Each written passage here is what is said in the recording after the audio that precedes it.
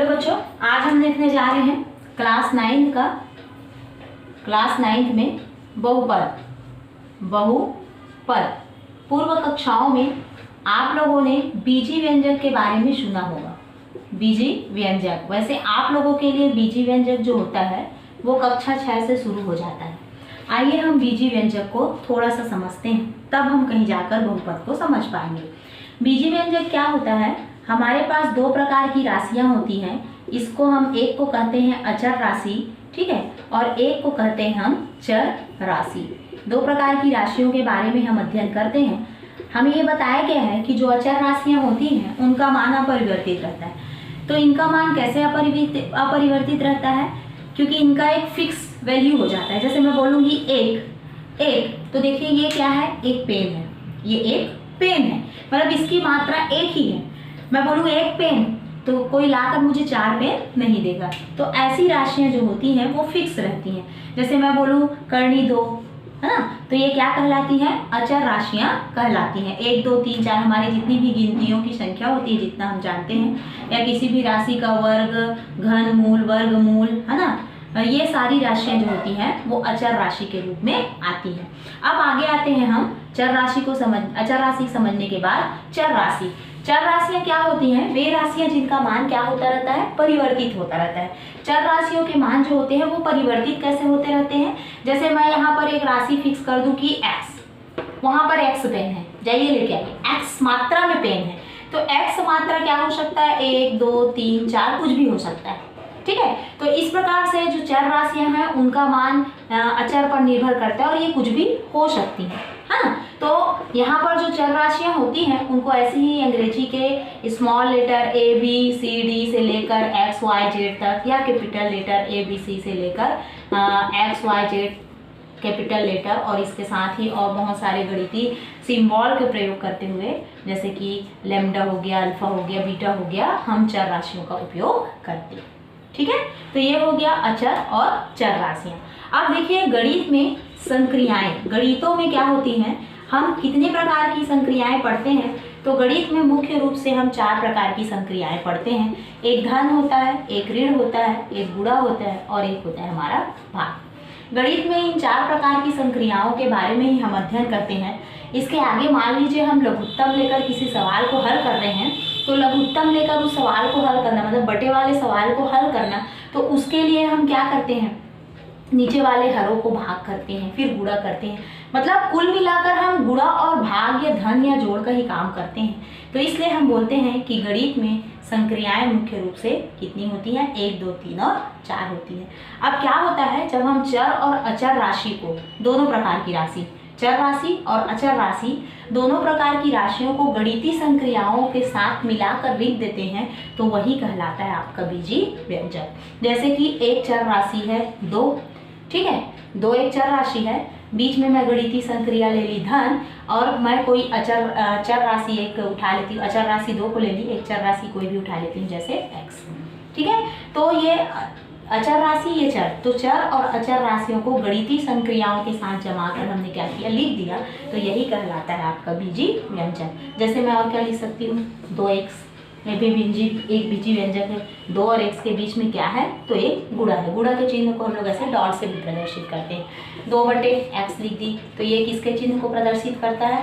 भाग का, है ना। इसके साथ ही साथ 2x ऋण 3, मतलब एक बीजी व्यंजक की बात करें तो वहाँ पर 2 या 2 से अधिक चर राशियाँ, 2 या 2 से अधिक अचर राशियाँ लेकर हम उसको सॉल्व कर सकते हैं, ठीक है। अब इसी में क्या होता है, इन बीजी व्यंजकों में हम देख लिए कि ये बीजी व्यंजक कहलाते हैं। अब इन्हीं बीजी व्यंजकों में अगर हमने एक अभी बीजी व्यंजक लिया कि 2x ऋण 3, और ये 2x ऋण 3 को यदि ये हम तुलना कर लेते हैं कि ये राशि जो है वो 0 के बराबर है, और ये हमें तुलनात्मक अध्ययन करने को मिल गया कि ये राशि 0 के बराबर है, तो अब इस राशि को हम बोल देते हैं समीकरण। यहाँ से आपका 6वीं का क्लास यहीं से शुरू होता है, बीजी व्यंजक और समीकरण से। तो अभी हमें समीकरण में नहीं जाना है, अब हम आगे देखते हैं बीजी व्यंजकों में ही क्या होता है। जैसे मैं एक राशि लिख दी बीजी व्यंजकों में, 2x, क्या है? 2x, एक चर और एक अचर राशि गणितीय संक्रिया गुणा में मिले हुए,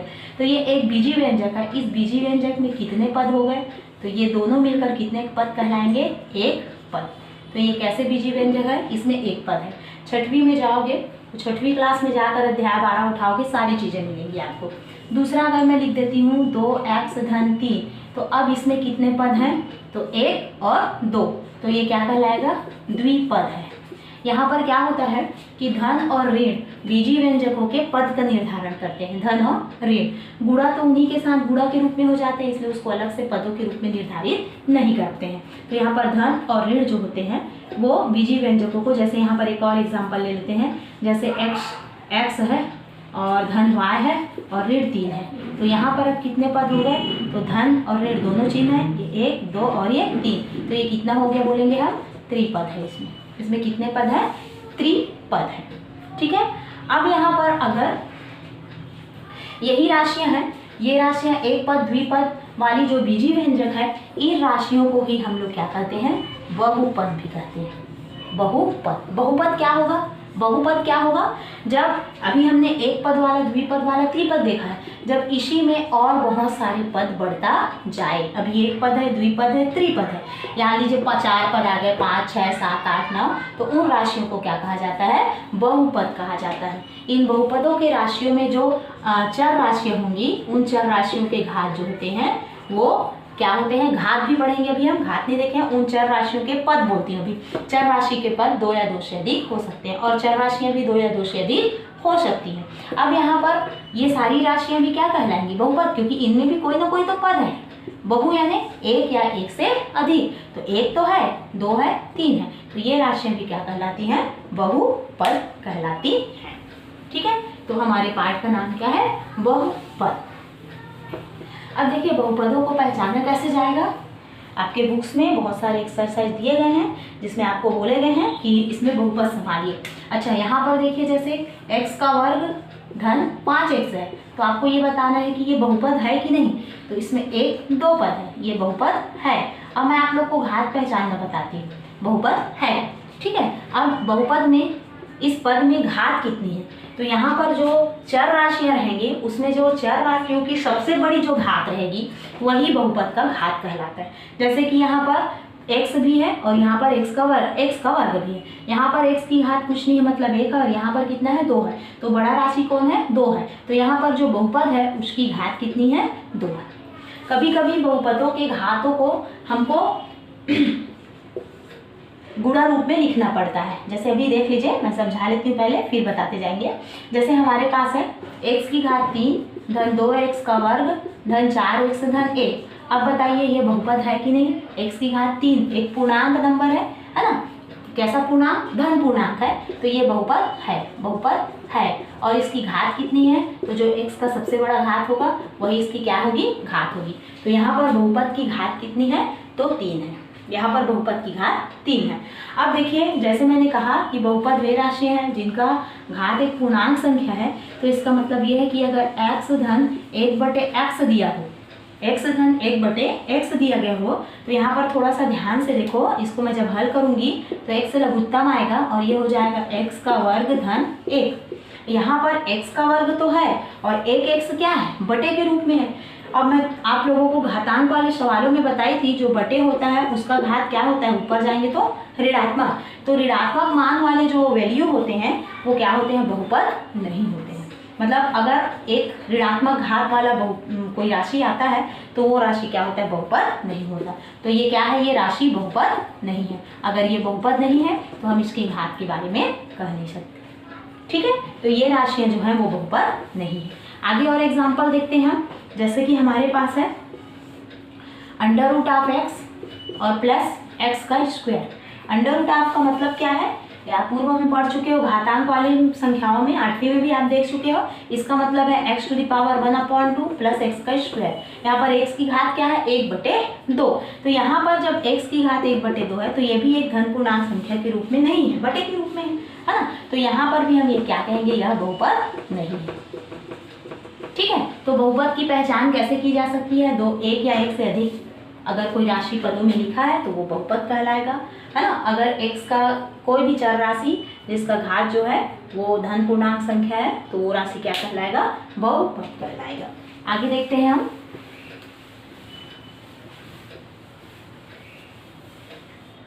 आगे देखते हैं हम, जैसे कि हमारे पास है x धन 1 और x धन 2। अब मुझे ये बताना है कि ये राशि बहुपद है कि नहीं। तो x धन 1 और x धन 2 राशि बहुपद है कि नहीं, ये चेक करने के लिए मुझे क्या करना पड़ेगा, पहले इनका गुणा करना पड़ेगा, क्योंकि ये गुणा रूप में है। बिना गुणा किए हम बता ही नहीं सकते कि x की घात क्या होगी और ये बहुपद है कि नहीं, क्योंकि ये गुणा वाला रूप है, गुणा वाला रूप है। तो क्या करते हैं, गुणा में हम लोग सबसे पहले हम इस x का गुणा जो है इन दोनों से करेंगे, ये नियम है हमारे गुणा का, अभी आगे और बताऊंगी। और धन 1 ये हम फिर से x धन क्या है 2 से करेंगे।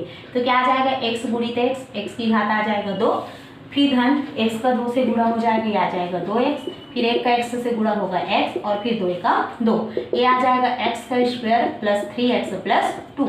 क्या आया, x का स्क्वायर प्लस 3x प्लस 2। कितने पद हो गए, 1 2 3। इसका मतलब ये बहुपद है। अब ये क्या है, बहुपद है। अगर ये बहुपद है तो इसकी घात कितनी है, तो जो इसकी घात हो x की घात हो, तो x की घात कितनी है यहाँ पर 2, तो इस बहुपद की घात कितनी है 2। ठीक है, इस प्रकार से हम लोग बहुपदों के घात निकाल सकते हैं।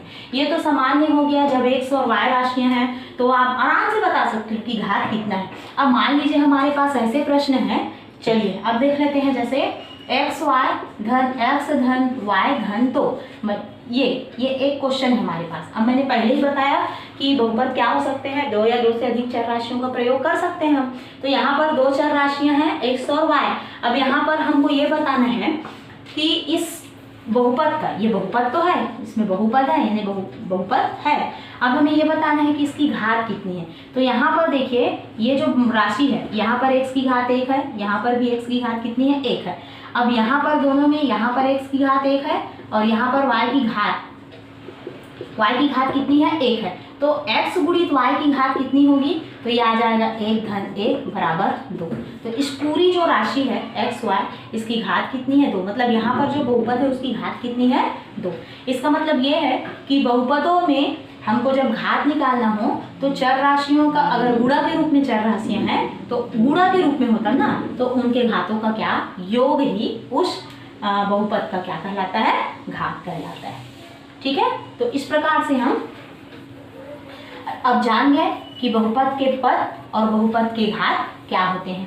प्रश्नावली में आपको बहुत सारे जो प्रश्नावली एक है, और उससे पहले आप लोगों को निम्नलिखित पदों के आधार पर करके, मतलब ये कुल मिलाकर बहुत सारे जो हैं वो एग्जाम्पल करने के लिए दिया गया है। तो प्रश्नावली के सवाल बनाने से पहले आप लोग एग्जाम्पल जरूर हल करना। अब हम देखते हैं 4.1, है ना।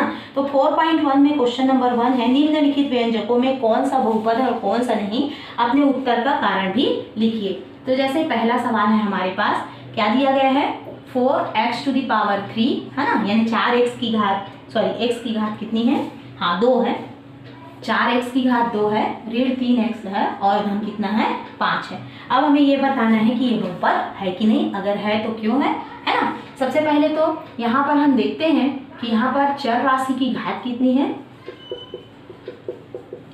चर राशि की घात बराबर कितनी है 2 है, और 2 क्या है, एक धन पूर्णांक संख्या है। अतः समीकरण, अतः यह क्या है, अतः यह बहुपद है, अतः यह बहुपद है।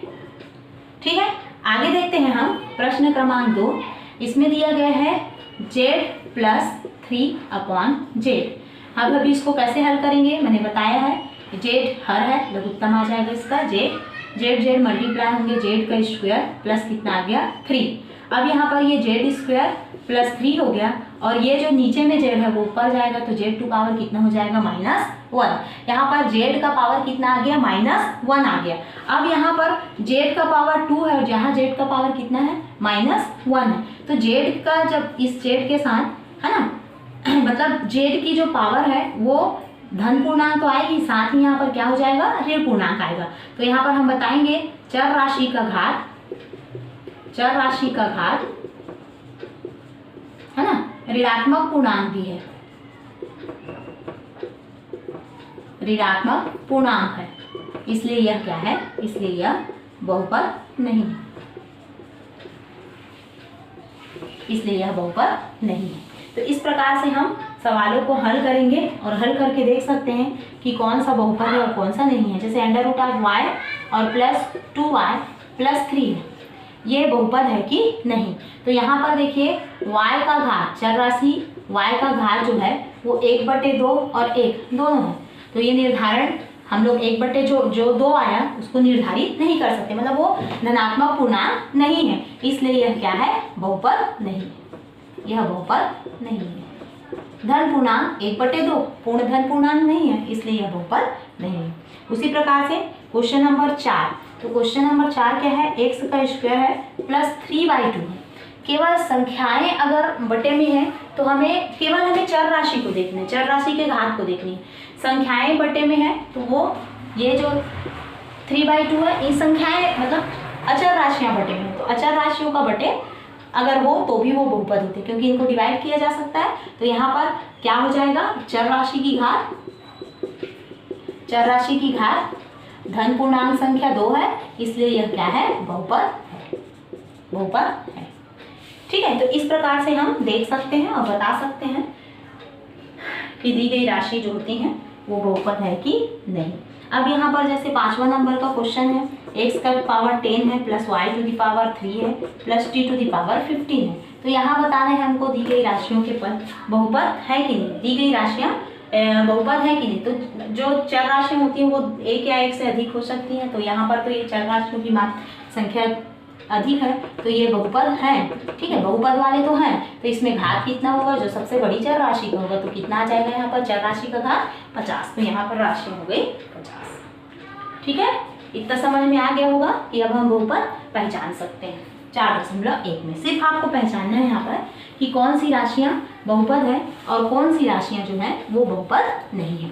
हम आगे बढ़ते हैं, क्वेश्चन नंबर 2 पर चलते हैं। निम्नलिखित में x स्क्वायर का गुणांक लिखिए, x स्क्वायर का गुणांक।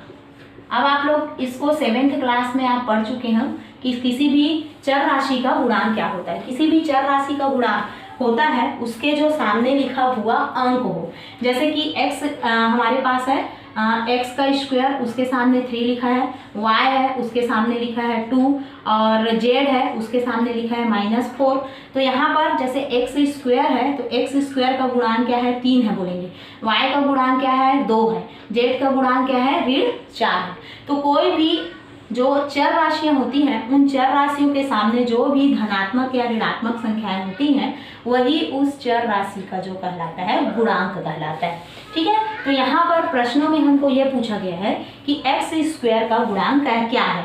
तो जैसे पहला प्रश्न हमारे पास है, पहला है 3x का पावर जो है वो 3x स्क्वायर दिया गया है, 3x का स्क्वायर प्लस 2x स्क्वायर, थोड़ा सा mistake, 3x to the power 3 है ये, प्लस 2x का स्क्वायर है और उसके बाद है प्लस 3x और प्लस 2। तो सबसे पहले हमें तो जाना है x स्क्वायर के पास, x स्क्वायर यहाँ पर है ना। अब x स्क्वायर का हमको क्या बताना है, गुणांक बताना है। तो x के साथ किसका गुणा हो रहा है, धन 2 संख्या का हो रहा है, तो हम यहाँ पर लिखेंगे x स्क्वायर का गुणांक क्या है, 2 है। वैसे ही आपसे अगर कोई पूछे कि x का पावर 3 का गुणांक क्या है तो कितना आ जाएगा, 3 आ जाएगा। उसके बाद पूछे कि x का गुणांक क्या है तो क्या आ जाएगा, 3 आ जाएगा।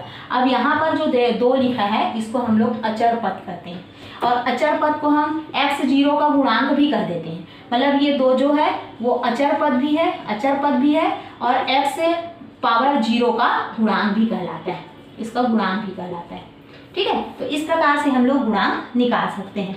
जैसे कि हमारे पास है एक क्वेश्चन है, क्वेश्चन नंबर 4 है, यहाँ x का स्क्वायर है और अपॉइंट 2 है और प्लस 1 है ना।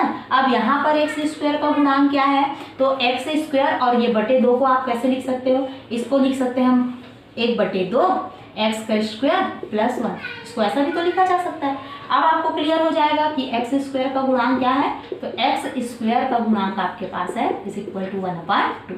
तो x स्क्वायर का गुणांक आपके पास 1/2 है। ठीक है, इस प्रकार से हम बता सकते हैं कि किसी x स्क्वायर का गुणांक क्या है, x का गुणांक क्या है। जैसे कि प्रश्न क्रमांक 3 है, इस प्रश्न क्रमांक 3 में है 2 - 5x का स्क्वायर दिया गया है और plus 1/2x to the power 3 दिया गया है। तो अब हमको यहाँ पर बताना है कि x स्क्वायर का गुणांक क्या है। तो x स्क्वायर का गुणांक क्या है, देखिए, ठीक है, क्या है, 5 और 5 कैसा है, ऋणात्मक है, तो यहाँ पर हम क्या लिखेंगे, ऋण 5 है। ऋणात्मक संख्याओं को ऋणात्मक के रूप में ही लिखते हैं है ना। सिर्फ अगर आप यहाँ पर धन 5 लिख दोगे तो पूरा आपका सवाल जो है वो गलत आ जाएगा। मतलब अगर वो आप ऋण 5 है तो ऋण 5 लिखना है, धन 5 है तो धन 5 लिखना है। इस बात का एकदम अच्छे से आप लोग को ख्याल रखना है। तो यहाँ पर एक्स स्क्वायर का गुणांक क्या है, ऋण 5 है। आप लोग को समझ में आ रहा होगा प्रश्न, है ना। आगे बढ़ते हैं हम लोग। उसके बाद पूछा गया है प्रश्न क्रमांक 3 में एक्स के गुणांक एवं अचर पद लिखिए। एक निम्न बहुपद में एक्स का गुणांक एवं अचर पद लिखिए। अब देखिए एक्स का स्क्वायर प्लस क्या दिया गया है 1/5x और प्लस आपको दिया गया है 5। अब मैंने पहले ही बता चुका है एक्स स्क्वायर का गुणांक नहीं पूछा है आपसे, सिर्फ किसका पूछा है, एक्स का। तो एक्स का गुणांक क्या है यहाँ पर आप देख के आराम से बता सकते हैं। यहाँ पर एक्स का गुणांक है 1/5, ठीक है। और अचर पद क्या है वो भी पूछा गया है। तो मैंने इससे पहले वाले प्रश्न में बताया अचर पद कितना है आपके पास, तो ये है 5। तो एक्स का गुणांक हो गया 1/5 और अचर पद कितना हो गया आपके पास 5, ठीक है। अब आप इसमें और सवालों को हल करके बता सकते हैं। तो और इसमें से जो सवाल है वो हल करिए। जितना आप हल करोगे इस प्रश्नावलियों के सवालों को, आपको गुणांक घातांक इनके बारे में और अच्छे से नॉलेज होता जाएगा। निम्नलिखित, आगे देखिए, निम्नलिखित में से प्रत्येक का एक उदाहरण दीजिए। घात 4 का द्विपदी बहुपद। अब देखिए हम बहुपद बनाना सीख रहे हैं, ठीक है। क्या करना है, कोई भी चर राशि है उसका घात कितना होना चाहिए, 4 होना चाहिए। और कैसा बहुपद होना चाहिए, 2 पदों का, द्विपदी यानी दो पदों का बहुपद होना चाहिए। मतलब उसमें 2 पद होना चाहिए, लेकिन यहाँ पर जो भी चर राशि लेंगे उसकी घात कितनी होनी चाहिए, 4। तो हम लोग इसको बहुत तरीके से बना सकते हैं। जैसे मैं लिख सकती हूँ x की घात 4 धन 1 लिख दी, कुछ भी लिख सकते हैं, केवल 2 पद होना चाहिए और कोई भी चर राशि घात 4 होना चाहिए। ऐसे भी लिख सकते हैं x का वर्ग y का वर्ग धन 5x, ये भी घात 4 का 2 दूनी 4, तो 4 का क्या है, ये द्विपद है जिसमें 1 और 2 पद होना चाहिए, 2 पद और घात 4 होना चाहिए। आप इसमें t का भी प्रयोग कर सकते हैं, t⁴, 2t⁴ और प्लस आप कर सकते हैं 2t, 4t, 3t। मतलब कोई भी ऐसा बहुपद जिसकी घात 4 आ जानी चाहिए और पद 1 और 2 होना चाहिए। तो आप कोई भी चर राशि, कोई भी संख्या धन है उसको ऐसे ऋण भी लिख सकते हो, ठीक है। जो गुणा कर रहा है उसको ऐसे भाग भी करके लिख सकते हो, लेकिन ख्याल रखना चर राशि भाग के रूप में नहीं रहेगा, केवल संख्याएं भाग के रूप में रहेंगी। तो इस प्रकार से आप इनका एक उदाहरण दे सकते हैं। आगे बढ़ते हैं हम प्रश्नावली के सवालों में ही। नेक्स्ट सवाल है, निम्नलिखित बहुपदों में प्रत्येक की घात लिखिए। प्रश्न क्रमांक आपके पास 5 है और प्रश्न क्रमांक 5 में आपको बहुपदों के घात लिखने के लिए कह रहा है। जैसे हमारे पास पहला है x⁵ -6x का स्क्वायर, है ना, और प्लस x है और प्लस 1 है। तो जैसे मैंने पहले ही बता दिया है कि चर राशि में जो सबसे बड़ी संख्या होगी वही उस पूरे जो पद होते हैं यानी बहुपद होते हैं उसकी क्या होती है, घात होती है। तो यहाँ पर बहुपद की घात कितनी है, सिर्फ घात बताना है, आपको हल नहीं करना है, 3 है, ठीक है। प्रश्न क्रमांक 5 का पहला। अब प्रश्न क्रमांक 5 का ही दूसरा देखते हैं। y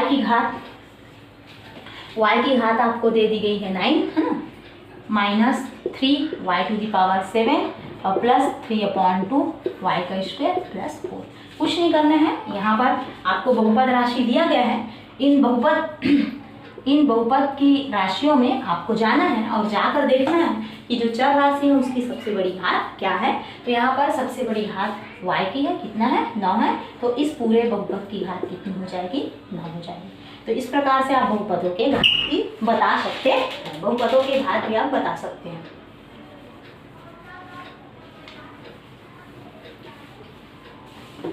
आगे जाते हैं हम। अब हमारा प्रश्न क्रमांक 6 है और प्रश्न क्रमांक 6 में हमसे क्या कहा जा रहा है, निम्नलिखित बहुपदों में से अचर, रैखिक, द्विघाती एवं त्रिघाती बहुपदों को छांटिए। अब आप लोग को बता दूं कि ऐसी राशि, हम लोग अचर तो समझ चुके, ऐसी राशि जिसमें जैसे हमारे पास ये है 5, इसमें x वगैरह कुछ नहीं है तो ये अचर कहलाएंगे। मैं इससे पहले भी बता चुकी, तो ये अचर राशि हो जाएंगी। ऐसे राशि जिसमें चर राशि की घात जो होती है 1 होता है, जैसे हमने सबसे पहला उदाहरण देखा था x धन 2, इसमें x की घात कितनी है, 1।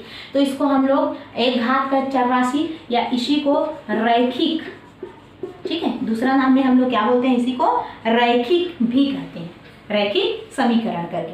तो तो ये रैखिक समीकरण भी कहलाते हैं। फिर चर राशियों की घात अगर 2 है, पद चाहे कितने भी रहे, चर राशि की घात अगर 2 है तो ये कहलाएंगे द्विघाती कहलाएंगे। यदि किसी में चर राशि की घात कितनी है, मान लीजिए 3 है, तो वो क्या कहलाएंगे, त्रिघाती कहलाएंगे। तो इस प्रकार प्रश्न क्रमांक 6 में हमको बताना है कि अचर है, रैखिक है, द्विघाती है या त्रिघाती है, पहचान के हमको बताना है। जैसे कि प्रश्न क्रमांक पहला दिया गया है इसमें, तो x की घात 3 है, x का वर्ग है, धन x है और धन 1 है। अब आप ध्यान से देख सकते हैं x की घात कितनी है, x की घात बराबर कितना है, 3। अतः बहुपद क्या है, अतः बहुपद क्या है, त्रिघाती है। अतः बहुपद त्रिघाती है, त्रिघाती है। नेक्स्ट हम देख सकते हैं क्वेश्चन, बस इसमें बताना ही है, इस पूरे प्रश्नावली में बताने का काम भी करना है। जैसे 9x का स्क्वायर है, 9x का स्क्वायर है या 9x टू द पावर 3 है, चलिए पावर 3 है, ठीक है। तो फिर यहाँ पर x की घात कितनी है, 3 है, सेम रहेगा ऊपर के जैसे, इसको आप लोग करना। जैसे प्रश्न क्रमांक 4 है, इसमें दिया है t+3, इसमें जो चर राशि है उसकी घात कितनी है, 1 है ना। यानी चर राशि t की घात कितनी है, चर राशि t की घात बराबर कितना है, 1 है। मैंने बताया घात 1 वाले चर राशि को क्या कहते हैं, रैखिक कहते हैं। अतः बहुपद क्या है, अतः बहुपद कैसा है, रैखिक। आगे बढ़ते हैं हम लोग, ठीक है, इस प्रकार से देखते चले जाते हैं। 8वां सवाल देखिए आपके में है, p का स्क्वायर माइनस p और प्लस कितना दिया गया है, 5 दिया गया है। इसमें देखिए चर राशि का नाम क्या है, p है। इस चर राशि p की घात कितनी है, ये आ गया, p की घात कितनी है, 2 है। p की घात 2 है, मतलब अतः बहुपद क्या है, द्विघाती है। बहुपद जो है वो द्विघाती है। इसी प्रकार आप प्रश्न क्रमांक 10 को देखिए, इसमें सिर्फ 4 दिया गया है, केवल अंक है। तो यहाँ पर क्या हो जाएगा, जो बहुपद है वो क्या कहलाएगा, चर कहलाएगा। ये बहुपद कैसा है, चर है, ठीक है। प्रश्न क्रमांक आप थोड़ा सा कंफ्यूज हो सकते हैं 11 और 12 में, पर प्रश्न क्रमांक 11 को देखिए क्या दिया गया है, -u/3 दिया गया है और प्लस दिया है 3/2। आप ध्यान से देखेंगे तो पाएंगे इस प्रश्न क्रमांक 11 में ये जो u की घात है, यहाँ बटे संख्या होगा तो चलेगा, बस चर राशियों का बटे नहीं होना चाहिए, मैं पहले ही बताई हूँ। तो यहाँ पर एक घात u है और u की घात कितनी है, 1 है, और जिसमें u की घात 1 हो, यानी कोई भी चर राशि की घात 1 हो, है ना, तो u की घात बराबर 1 है और चर राशि की घात अगर 1 है तो क्या कहलाएगा, रैखिक। तो ये जो बहुपद है वो क्या है, रैखिक है। इस प्रकार से यहाँ पर आप लोगों ने प्रश्नावली 4.1 में आप पूर्व क्लासों के रिवीजन किए हो। 6th क्लास में आपको ये सारी चीज़ें बताई जा चुकी हैं, पदों की पहचान कराई जा चुकी है, कौन से पद है, एक पद है, द्विपद है, त्रिपद है। यहाँ पर घातों का पहचान करा दिया गया है। गुणांक की पहचान आपको 6th क्लास में कराया गया था, 7th क्लास में कराया गया था। आपको ये भी पता है कि चर राशियाँ x t, या अगर x और t हैं तो वो दोनों चर राशियाँ समान नहीं है। इसके आगे हम कल पढ़ेंगे कि ये चर राशियाँ समान नहीं है तो कैसे इनका गुणा होता है, कैसे इनका योग होता है ना। अब आज हमने ये देख लिया कि चर राशियाँ क्या हैं, चर राशियों के घात, चर राशियों के गुणांक, ठीक। नेक्स्ट क्लास में आप लोग देखोगे बहुपद के शून्यक, मतलब इन बहुपदों के शून्यकों को कैसे आप लोग ज्ञात कर सकते हैं। होप सो आप लोग को क्लास में समझ में आया होगा। Next class